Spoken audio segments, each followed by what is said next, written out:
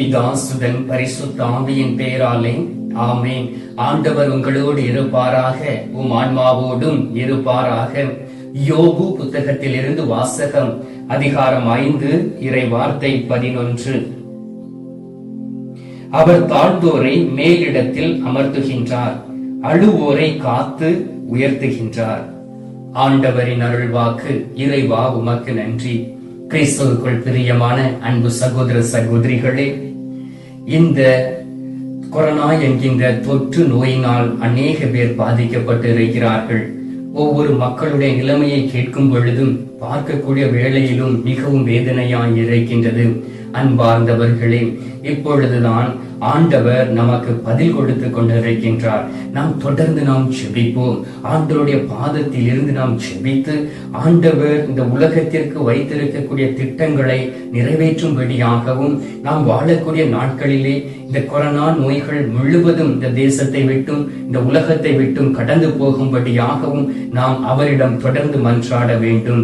அன்பார்ந்தவர்களே, நம்முடைய வாழ்க்கையிலே அநேக முறை நாம் கண்ணீர் விட்டு இருக்கின்றோம், அழுது இருக்கின்றோம். அழுவோரை காத்து மேன்மைப்படுத்துகிறவர், உயர்த்துகிறவர் நம்முடைய நற்கருணை நாதர். அன்பார்ந்தவர்களே, நாம் புதிய ஏற்பாட்டில் ஒரு நிகழ்ச்சியை பார்க்கலாம். ஒரு சகோதரிக்கு ஒரே ஒரு மகன், அந்த மகன் இறந்து போய் விடுகின்றான். அந்த விதவை தாய், அவர் விதவையாய் இருக்கின்றார், கணவனை இழந்தவர். அவருடைய கண்ணீரை கண்ட நம் ஆண்டவராகிய இயேசு கிறிஸ்து இறந்த அந்த சகோதரனை அவர் உயிர்த்தெழ செய்கின்றார். அந்த சகோதரிக்கு ஆறுதலாய் இருக்கின்றார். எனவே நம்முடைய கண்ணீரை பார்த்து நம் நற்கருணை நாதர், நம் ஆண்டவராகிய இயேசு கிறிஸ்து ஒரு நாளும் அவர் அரியணையில் இருப்பது இல்லை. அவர் வாழும் கடவுளாய் இந்த நாளிலும் நம் வாழ்ந்து கொண்டு இருக்கின்றார்.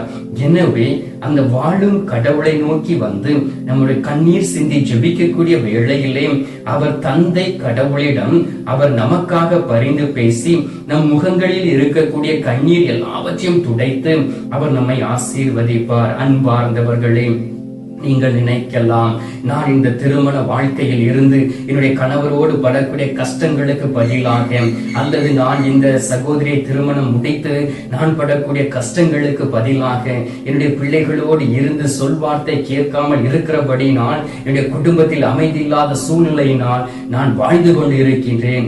எனவே திருமணம் முடிக்காமல் நான் இருந்திருக்கலாம், ஒரு குருவானவராய் போயிருக்கலாம், ஒரு அருட்சகோதரியாய் நான் போயிருப்பேன் என்று உங்களுடைய உள்ளத்தில் நீங்கள் எண்ணிக்கொண்டு இருக்கலாம். அன்பார்ந்தவர்களே, எல்லாருடைய வாழ்க்கையிலும் கண்ணீர் உண்டு, எல்லாருடைய வாழ்க்கையிலும் கஷ்டம் உண்டு. சொல்வார்கள், வீட்டுக்கு வீடு வாசப்படி இருப்பதை போல் எல்லாருடைய வீடுகளிலும் துக்கமான காரியங்கள் உண்டு. எல்லாருடைய வாழ்க்கையிலும் நொறுக்கப்பட்ட சூழ்நிலைகள் உண்டு.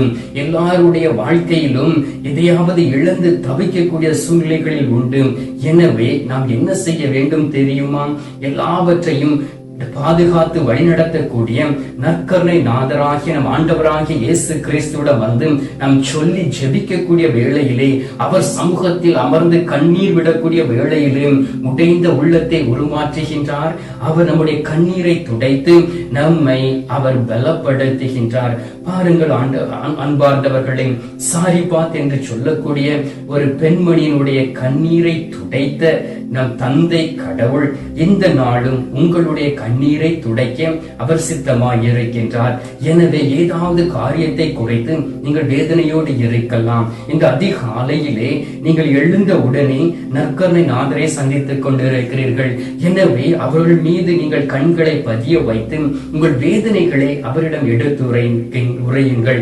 ஏனென்றால் அந்த வேதனை எதனால் ஆகியிருக்கிறது என்பதை நீங்கள் அறியாமல் இருக்கலாம். இந்த வேதனை எதனால் வந்தது என்பதை நீங்கள் மறந்து போய் இருக்கலாம். அதை ஆண்டவர் உங்களுக்கு நினைவூட்டி அதில் இருந்து உங்களுக்கு மனமாற்றத்தை கொடுத்து இந்த நாளிலே உங்களுடைய கண்ணீரை துடைப்பார். உங்களுடைய அழுகையை அவர் காத்து உங்களை உயர்த்தக்கூடிய தெய்வமாய் இருக்கின்றார். நீங்கள் அழுது கொண்டு இருக்கிறீர்களாம், உங்களை சந்தோஷமாய் ஆண்டவர் மாற்றுவார்.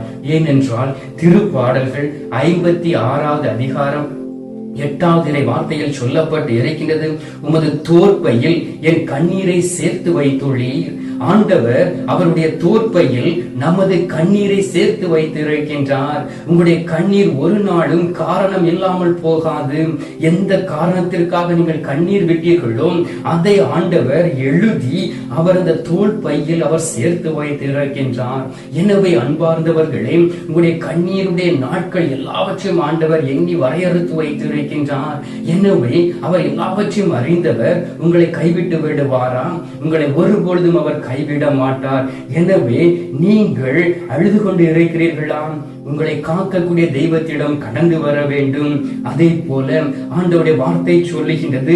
திருப்பாடல்கள் 142 அதிகாரம் 2வது வார்த்தையில் சொல்லப்பட்டு இருக்கின்றது, என் மன குறைகளை அவரிடம் கொட்டுங்கள்.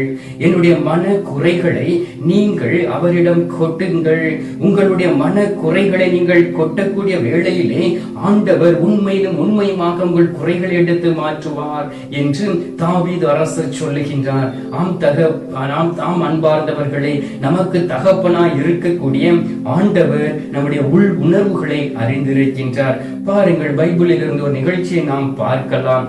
எஸ்ஐயா தீர்க்கதரிசி புத்தகம் 38வது அதிகாரத்தை நீங்கள் வாசித்து பாருங்கள்.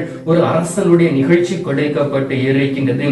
எசேக்கியா என்று சொல்லக்கூடிய அரசன், அவரை பார்த்து ஆண்டவர் சொல்லுகின்றார், உன்னுடைய வீட்டின் ஒழுங்குகள் எல்லாவற்றையும் சரி செய்து கொள். ஏனென்றால் நீ மரிக்க போகின்றாய், நீ இறந்து போக போகின்றாய்.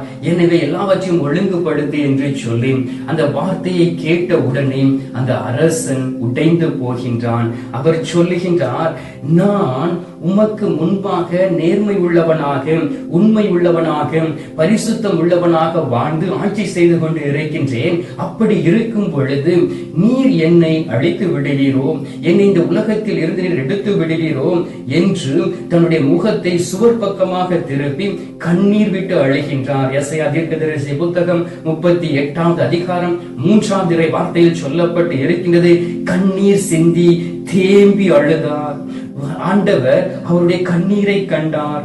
ஆண்டவர் அவருடைய உண்மையான உள்ளத்தை கண்டார். அவர் அவருடைய நேர்மையான உள்ளத்தை கண்டு தீர்க்கதரிசியை அனுப்புகின்றார். அப்பொழுது சொல்லுகின்றார், எஸ்ஐயா தீர்க்கதரிசி புத்தகம் 38வது அதிகாரம் 5வது வார்த்தையில் சொல்லப்பட்டு இருக்கின்றது, உன் கண்ணீரை கண்டேன், வாழும் காலத்தை இன்னும் 15 ஆண்டுகள் மிகுதியாக்குவேன் என்று ஆண்டவர் சொல்லி 15 ஆண்டுகள் கூட்டிக் கொடுக்கின்றார். இதுதான் அன்பார்ந்தவர்களே, உண்மையாக வாழ்ந்து நம்முடைய வாழ்க்கையில் பிரச்சனை வரக்கூடிய வேளையிலே அந்த பிரச்சனைகளை கொண்டு ஆண்டவருடைய சமூகத்தில் வந்து கண்ணீர் விட்டு அழக்கூடிய நேரத்திலே அழுவோரை காத்து ஆண்டவர் உயர்த்துகின்றார். திருப்பாடல்கள் 119வது அதிகாரம் 136வது வார்த்தையில் சொல்லப்பட்டு இருக்கின்றது, என் கண்களில் இருந்து நீர் அருவியாய் வழிந்தது. ஆண்டவருடைய சமூகத்தில் இருக்கக்கூடிய நாம் நம்முடைய வேதனைகளை கொட்டி தீர்க்க வேண்டும். அது நம்முடைய வாழ்க்கையில் கண்ணீராய் வரக்கூடிய வேளையிலே ஆண்டவர் நம்முடைய கண்ணீரை சேர்த்து வைத்து ஏற்ற காலத்தில் நமக்கு உதவி செய்வார். எனவே அன்பார்ந்தவர்களை, உண்மையோடு வாழ்வோம். இந்த நாளில் நாம் யாரையெல்லாம் சந்திக்கிறோமோ அவர்களோடு மகிழ்ச்சியோடு பேசுவோம். அவர்களோடு இணைந்து ஆண்டவரை நாம் புகழ்வோம், போற்றுவோம். எனவே இந்த அதிகாலையிலே என்னோடு இணைந்து நற்கருணை நாதரை மகிமைப்படுத்துவீர்களா? இப்பொழுது நாம் ஜெபிக்கலாம். எங்கள் பரலோக தந்தையே, இயேசு கிறிஸ்துவே, தூய நல் ஆவியே, தந்தை, இந்த அருமையான காலை பொழுதிற்காக உமக்கு நன்றி சொல்லி உம்மை துதிக்கிறேன் சுவாமி. இந்த அதிகாலையிலே தொடர்ந்து எங்களை ஆசீர்வதித்து எங்களுக்கு உமது வார்த்தைகளை கொடுத்து எங்களை தேற்றி எங்களுடைய கண்ணீரை கண்டு அற்புதமாய் எங்களை வழிநடத்தி கொண்டு இருக்கக்கூடிய அன்பு நேசரே, உம்மை நன்றியோடு ஆராதித்து நாங்கள் துதிக்கிறோம் சுவாமி. ஆண்டவரே, எங்களுடைய வாழ்க்கை முழுவதும் கண்ணீரினால் கடந்து செல்கின்றது. எங்களுடைய வாழ்க்கையில் எல்லாம் வேதனைகள் உடைந்த உள்ளத்தோடு இந்த அதிகாலையிலே உமது திரு சமூகத்தில் நாங்கள் வந்திருக்கிறோம் சுவாமி. தகப்பனே, எங்களுடைய உள்ளத்தை ஒரு மாற்றுவீராக. உடைந்த உள்ளத்தை ஒரு மாற்றி ஆண்டவரே, எங்களுடைய கண்ணீர் எல்லாவற்றையும் துடைத்து விடும்படியாக ஜெபிக்கிறோம். ஆண்டவரே, தகப்பனே, உமது அன்பு கரம் எங்களோடு கூட இருப்பதாக. ஆண்டவரே, உம்மை பார்க்கும் பொழுதெல்லாம் எங்களுடைய வேதனைகள் மட்டுமே எங்களுடைய கண்கள் முன்பாக வருகின்றது. எங்களுடைய கண்களில் இருந்து நீர் அருவியை போல் கொட்டுகிறது சுவாமி. இந்த நாளிலும் தகப்பனே, எங்களுக்கு ஆதரவு தர யாரும் இல்லை இல்லை. ஆண்டவரே, என்னுடைய மன குறைகளை எடுத்து சொல்ல யாருமே இல்லை. ஆனாலும் தகப்பனே, இந்த நாளில் அதிகாலையிலே விசுவாசத்தோடு உமது திரு சமூகத்தில் கடந்து வந்து உம்மை நோக்கி நாங்கள் செபிக்கின்றோம். என்னுடைய கண்ணீர் எல்லாவற்றையும் உமது பாதத்தில் ஊற்றுகிறோம் சுவாமி. அந்த நாளிலே அன்னை மரியாள் ஆண்டவரே சிலுவையின் அடியில் இன்று உமது வேதனை பார்த்து கண்ணீர் சிந்தியது போல் இந்த நாளில் நாங்கள் கண்ணீர் சிந்துகிறோம் சுவாமி. எங்கள் மீது மனம் இறங்குவீராக.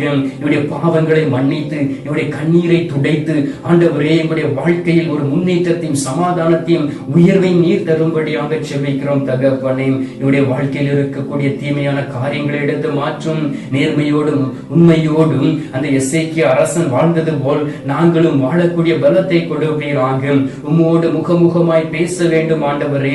உரிமையோடு எசேக்கியா அரசன் பேசி ஆண்டவரே வாழ் நாட்களை 15 ஆண்டுகள் கூட்டி பெற்றுக் கொண்டதை போல் நாங்களும் இந்த நாட்களிலே அதை பெற்றுக் கொள்ளக்கூடிய பாக்கியத்தை கொடுப்பீராக. கொரோனா நோயினால் பாதிக்கப்பட்டு இருக்கக்கூடிய மக்களை சந்திப்பீராக. ஆண்டவரே, அவர்களை குணமாக்கி அவருடைய கண்ணீரை துடைத்து வழிநடத்த வேண்டுமாய் நோக்கி செபிக்கிறோம் ஆண்டவரே. இந்த உலகத்தில் என்ன நடக்கிறது என்று நாங்கள் அறியாமல் இருக்கிறோம் தகப்பனே. அதெல்லாவற்றும் எங்களுக்கு நீர் வெளிப்படுத்த வேண்டுமாய் நோக்கி ஜெபிக்கின்றோம் தகப்பனே. இந்த அதிகாலையிலே நீர் எங்களை சந்தித்திருப்பதற்காக நன்றி. எங்களுடைய ஜெபத்தை கேட்டு பதில் தந்திருப்பதற்காக உமக்கு ஸ்தோத்திரம் ஸ்தோத்திரம் ஸ்தோத்திரம். மீட்பரும் இரட்சகருமான இயேசுவின் திருக்கரத்தில் ஒப்புக் கொடுத்து எங்கள் தாய் கன்னி மரியாள் வழியாக ஜெபிக்கின்றோம் எங்கள் நல்ல தந்தையே, ஆமென். பரலோகத்தில் இருக்கிற எங்கள் பிதாவே, உம்முடைய நாமம் அர்ச்சிக்கப்படுவதாக, உம்முடைய ராஜ்யம் வருக, உம்முடைய சித்தம் பரலோகத்தில் செய்யப்படுவது போல பூலோகத்திலும் செய்யப்படுவதாக. எங்கள் அனுதின உணவை எங்களுக்கு இன்று அளித்தருளும். எங்களுக்கு தீமை செய்கிறவர்களை நாங்கள் பொறுப்பது போல எங்கள் பாவங்களை பொறுத்தருளும். எங்களை சோதனையில் விடவிடாதையும் தீமையில் இருந்து எங்களை ரட்சித்தருளும். ஆமென். அருள் நிறைந்த மரியே வாழ்க, கர்த்தர் உடனே பெண்களுக்குள் ஆசீர்வதிக்கப்பட்டவள் நீரே. உம்முடைய திருவயிற்றின் கனியாகிய இயேசுவும் ஆசீர்வதிக்கப்பட்டவரே. அஜிஷ்ட மரியே, சர்வேசுடைய மாதாவே, பாவிகளா இருக்கிற எங்களுக்காக இப்பொழுதும் எங்கள் மரண நேரத்திலும் வேண்டிக் கொள்ளும். ஆமீன். பிதாவுக்கும் சுதனுக்கும் பரிசுத்த ஆவிக்கும் மகிமை உண்டாவதாக. ஆதியில் இருந்தது போல இப்பொழுதும் எப்பொழுதும் என்றென்றும் இருப்பதாக. ஆமீன். அன்பார்ந்தவர்களே, ஆண்டவர் இந்த நாளில் உங்களுடைய கண்ணீரை துடைத்து இருக்கின்றார். கண்ணீரை துடைக்கக்கூடிய தெய்வம் உங்களை உயர்த்த சித்தமாய் இருக்கின்றார். உங்களை உயர்த்துகிறவர் தரக்கூடிய ஆசீர்வாதத்தை பெற்றுக் கொள்வோம். எல்லாம் வல்ல இறைவன் பிதா, சுதன், பரிசுத்த ஆவி உங்களை ஆசீர்வதிப்பாராக. ஆமென்.